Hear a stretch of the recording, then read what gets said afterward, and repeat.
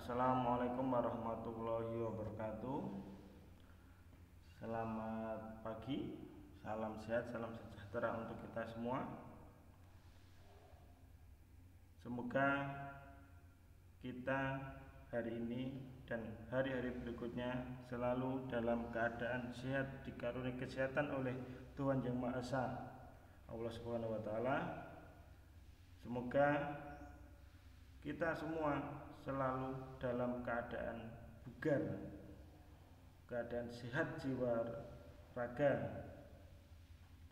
Baik, hari ini saya akan menyampaikan pertemuan pertama, yang mana pertemuan pertama pada mata kuliah evaluasi pendidikan kejuruan, mata kuliah evaluasi pendidikan kejuruan, yang mana mata kuliah ini merupakan mata kuliah semester 6, termasuk atau tergolong dalam semester tua, yang mana mata kuliah evaluasi pendidikan kejuruan pada sejatinya merupakan salah satu syarat pada penempuan PLP, atau dulu biasa disebut dengan istilah PPL, atau praktek mengajar di lapangan. Sebagai seorang calon guru, saudara semuanya harus menguasai mata kuliah evaluasi pendidikan kejuruan, yang mana evaluasi pendidikan kejuruan akan membahas tentang bagaimana saudara dalam menyusun perangkat evaluasi serta melakukan evaluasi dalam pembelajaran.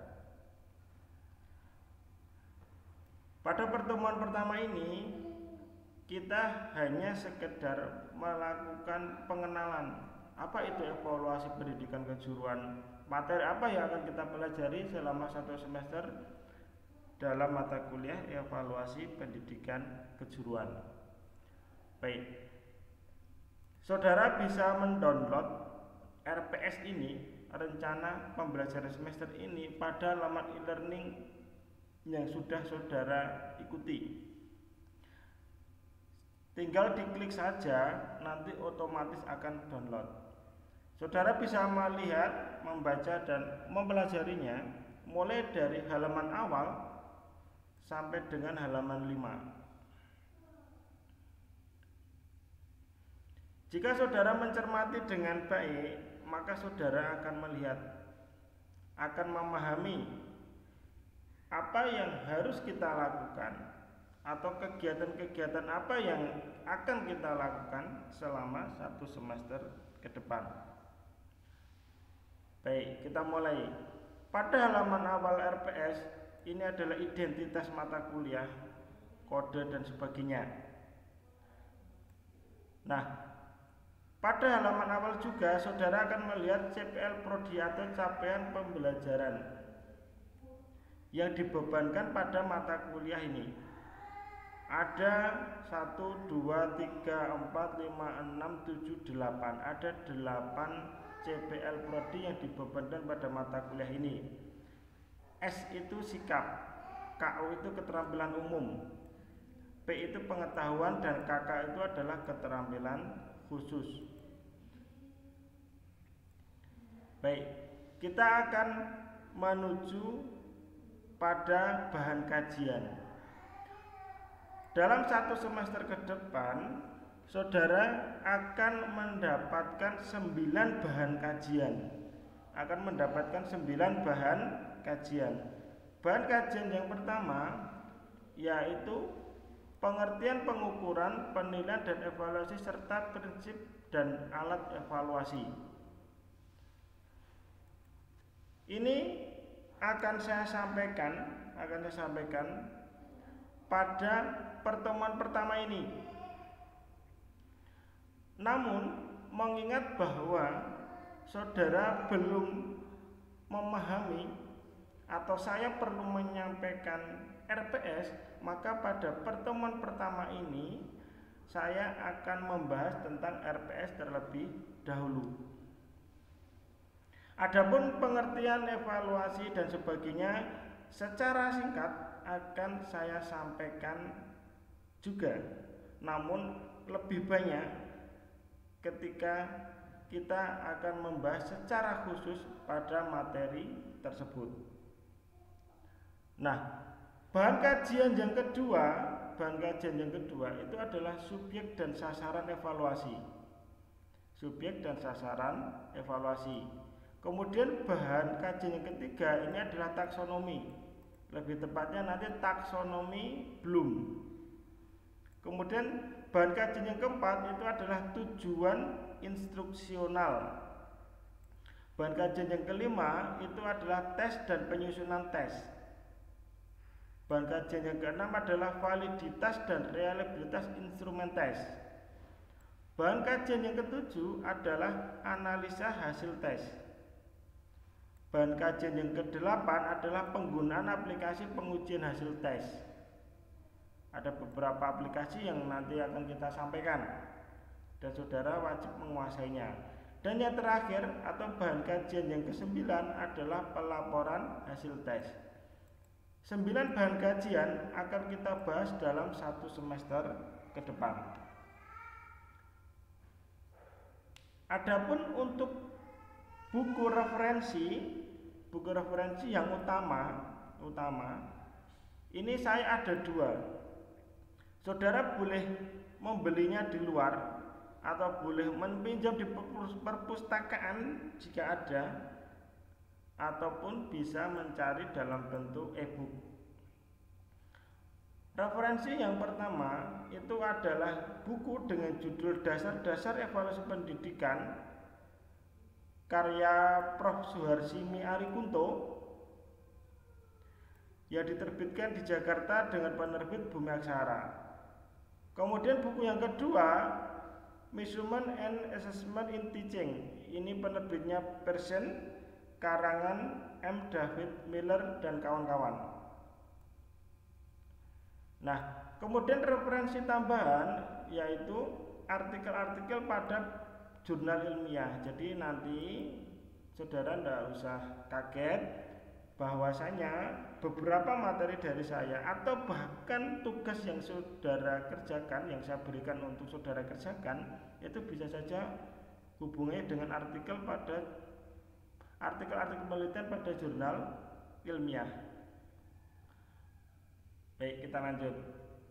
Adapun media yang harus saudara punya, harus saudara siapkan, yang pertama adalah untuk perangkat lunaknya. Nah, ini perangkat lunak, artinya softwarenya atau aplikasinya itu di kuliah.iv.ac.id.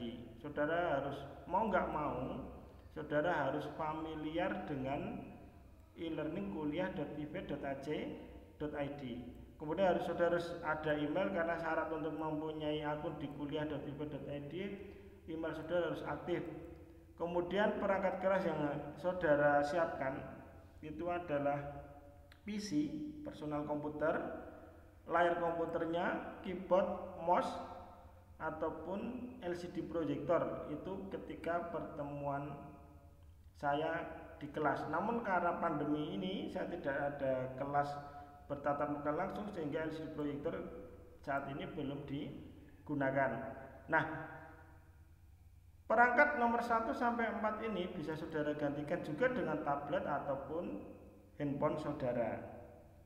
Saya ingatkan kembali, ketika saudara menggunakan handphone, tolong dalam mode desktop. Baik. Sekarang jika saudara mencermati sub CPMK ini, dari nomor 1 sampai nomor 16, saudara bisa melihat ada warna yang di blok biru muda. Nah, contohnya pada pertemuan ke-13 ini, yang saya blok warna biru muda ini menandakan bahwa kita menggunakan pendekatan sinkronus. Jadi dalam pembelajaran kita selama 1 semester ke depan itu menggunakan blended learning atau pembelajaran campuran dengan pendekatan sinkronus dan asinkronus. Ini ada dua ya, sinkronus dan asinkronus. Sinkronus itu dilakukan secara online pada waktu yang sama. Kalau asinkronus secara online pada waktu yang tidak sama. Contoh mudah untuk memahami sinkronus itu adalah ketika kita menggunakan aplikasi Zoom. Kita online dalam waktu yang sama. Tapi ketika kita menggunakan asinkronus, contohnya adalah ketika kita menggunakan aplikasi kuliah.event atau platform kuliah.event.ac.id. Saya bisa saja menyampaikan materi di jam 7 pagi, saudara bisa mengaksesnya di jam 9, 12, 10, 3, 5 dan sebagainya. Itu namanya asinkronus. Saya rasa cukup, penjelasannya cukup singkat dan jelas. Saudara bisa mempelajarinya sendiri RPS-nya. Mana pertemuan-pertemuan yang harus disinkronuskan, mana pertemuan-pertemuan yang menggunakan asinkronus. Namun demikian, jika saudara atau kita dalam pertemuan yang sinkronus berhalangan, maka bisa saja akan kita pindah pada pertemuan yang lain. Berapa kali kita melakukan sinkronus? Pertemuan secara sinkronus akan kita lakukan setidak-tidaknya sesuai arahan Bapak Kaprodi adalah 2 kali. Pada RPS yang saya buat ini saya buat selama atau sebanyak 3 kali. Sebagai antisipasi saja, perlu saya sampaikan juga di awal bahwa minimal 2 kali. Kalau saya ditanya apakah pilih sinkronus atau asinkronus, saya pilihnya sinkronus.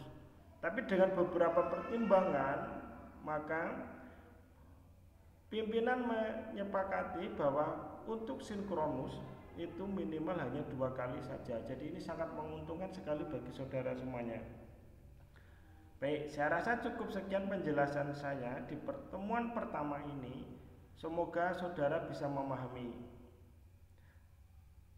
Terima kasih. Sebelum saya akhiri, mungkin karena masih di awal, saya ingatkan kembali bahwa kegiatan pembelajarannya itu ada 4 video yang akan saudara lihat, materi yang bisa saudara download dan pelajari, kuis atau tugas yang harus saudara kerjakan, dan yang terakhir adalah forum diskusi. Bisa diterima ya? Baik, akhir kata, semoga penjelasan saya bermanfaat. Assalamualaikum warahmatullahi wabarakatuh.